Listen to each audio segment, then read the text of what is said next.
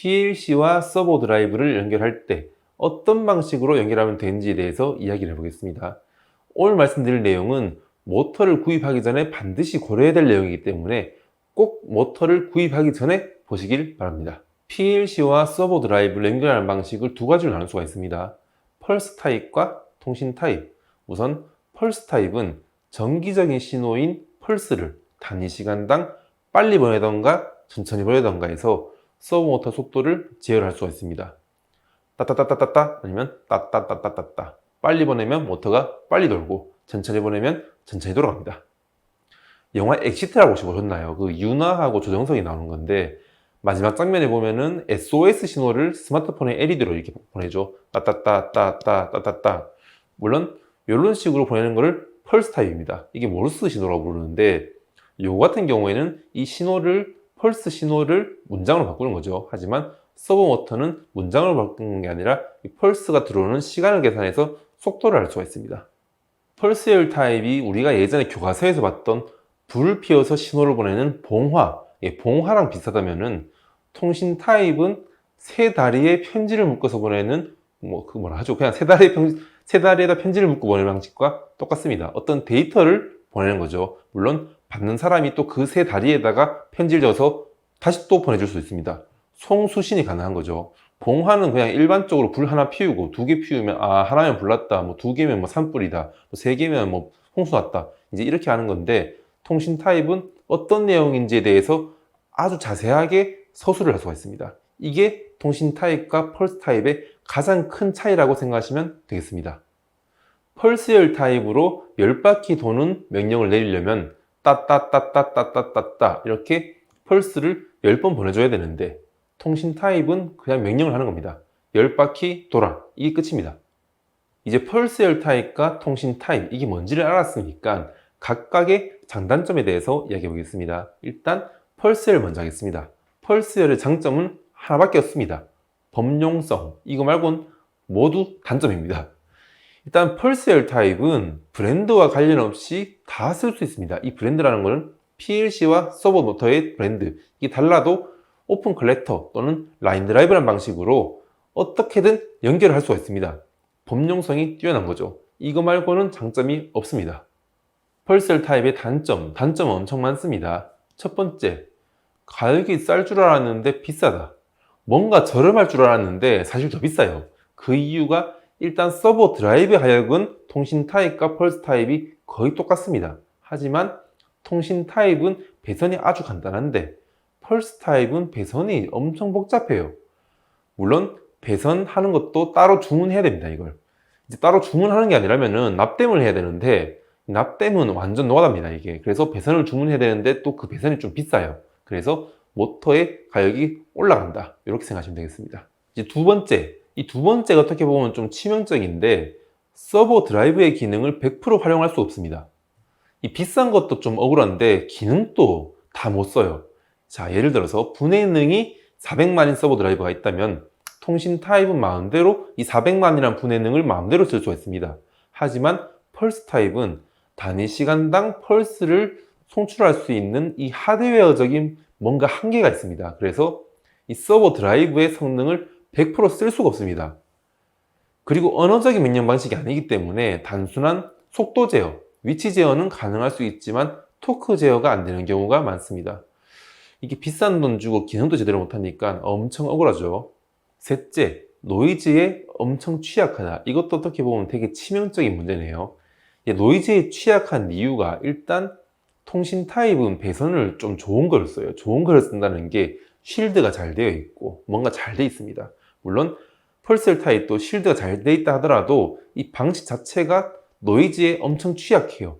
예를 들어서 모터를 100바퀴를 돌리기 위해서 펄스를 100개를 쏩니다. 다다다다다 쏟아보면은 그 중에 뭔가 한 개의 신호가 노이즈로 인해서 문제가 생기면은 완전 꼬여버리는 거죠. 하지만 통신 타입은 100바퀴 돌아 이렇게 명령만 내면 끝나는 겁니다. 이 100바퀴 돌아라는 명령을 내릴 때 여기 노이즈가 약간 섞인다 하더라도 이 노이즈는 그냥 무시됩니다. 넷째, 배선하기가 어렵고 조금 짜증납니다. 이 펄스 타입은 설정해야 될 내용도 많고 배선도 뭔가 복잡합니다. 처음 하면 이거 한다고 한 며칠 동안 고생하실 거예요. 저도 그랬습니다. 하지만 통신 타입은 그냥 꼽으면 끝나는 겁니다. 실수할 것도 없어요.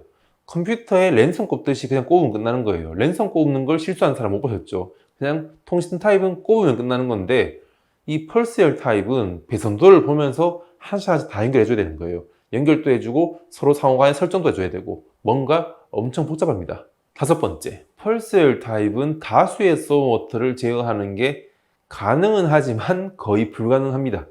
다수라는 건 최소한 10대 이상을 말하는 겁니다. 물론 10대가 아니라도 가능하면 통신 타입을 쓰는 것을 추천드리겠습니다. 이제 그 이유가, 일단 처음부터 펄스열 타입은 다수의 서브모터를 제어하기 위해서 나온 게 아닙니다. 다수의 서브모터를 제어할 수 없는 게, 통신 타입은 16축, 아니면 32축, 많게는 128축까지 제어할 수가 있는데, 펄스 타입은 많으면 한 카드에 4개입니다. 이제 모터 32개를 제어한다고 했을 때, 통신 타입은 조금 고성능의 축카드를 1개만 쓰면은 32개를 제어할 수가 있습니다. 하지만 펄스열 타입은 4개씩이니까 총 8개를 꼽아야 되겠죠. 그럼 가격도 엄청납니다.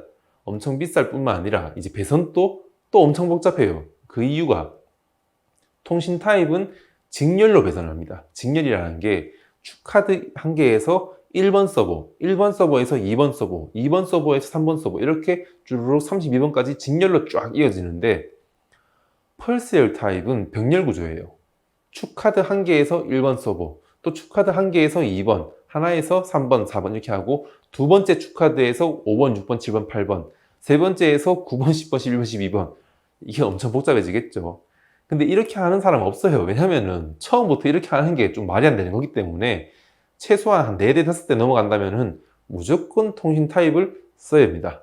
여섯 번째, 이것도 어떻게 보면 펄스열 타입의 좀 치명적인 단점인데, 펄스열 타입은 치명적인 단점이 되게 많네요. 펄스열 타입은 PLC에서 서버 모터로 일방적인 신호만 전달이 가능합니다. 뭔가 상호 간의 신호 전달이 거의 불가능한 거죠. 그냥 일방적으로 신호만 보내고 서버가 잘 돌아가는지 뭐가 어떻게 되는지 확인할 수 있는 방법이 거의 없습니다. 물론 엄청 복잡하게 다른 방법으로 배선을 해준다면 가능은 하지만 거의 불가능해요. 이제 통신 방식의 장단점에 대해서 이야기하겠습니다. 일단 단점 먼저 하겠습니다. 통신 방식의 단점, 동일 브랜드이던가 다른 브랜드라도 통신 방식이 호환이 되어야지만 사용할 수가 있다. 이게 단점이긴 한데, 어떻게 보면 호환성이 떨어지기 때문에 단점은 맞죠. 단점이긴 하지만 처음 구입할 때 그냥 똑같은 브랜드로 구입한다던가, 아니면 다른 브랜드라도 서로 통신 방식이 똑같다면 호환이 되므로 처음부터 이걸 알고 있다면 단점이 아닌 거죠. 어떻게 보면 단점 아닌 단점입니다. 통신 타입의 장점은 펄스열 타입의 단점을 모두 해결했는 게 장점입니다. 속이 시원하죠. 일단 배선이 간단하고, 그리고 이더캣 통신 같은 경우에 랜선만 꼽으면 끝나는 겁니다. 노이즈에 또 강합니다. 그리고 기능 제약이 없고, 상호 간에 실시간으로 뭔가 통신을 할 수 있고 신호를 주고받죠. 그리고 다축 제어를 할 수가 있습니다. 32축, 64축 이렇게 제어할 수 있는데, 단순하게 다축 제어할 수 있는 게 중요한 게 아니라, 나중에 보면 아시겠지만 동기 제어라는 게 있어요. 이 동기 제어라는 걸 하려면 동일한 축 카드 내에서만 이 동기 제어가 이루어지는데, 그렇게 하려면 64축, 32축 이 축을 제어할 때 한 개의 카드로 다축을 제어해야지만 동기 제어를 할 수가 있습니다. 그래야지 100% 기능을 쓸 수가 있습니다. 그냥 통신 타입은 이 펄스열 타입을 모두 엎어버리는 장점이 있기 때문에 이 펄스열 타입을 쓸 이유가 없습니다. 2G 핸드폰이랑 피처폰이 거의 사라졌죠.